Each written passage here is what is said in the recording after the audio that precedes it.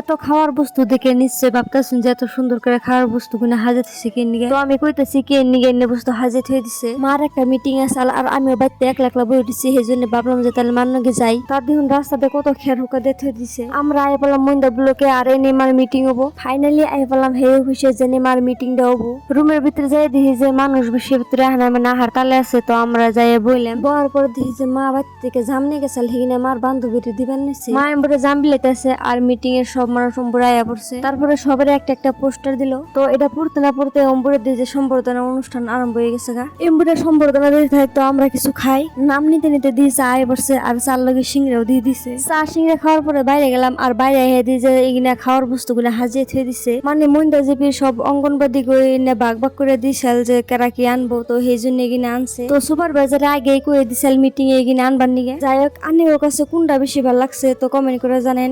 আমার কাছে কিন্তু পিঠাটা খুবই ভালো লাগছে, খুব সুন্দর করে বানাইছে। আজকের জন্য এই নিয়ে যদি ভিডিও ভালো লাগলে ফলো করবেন। Thank you.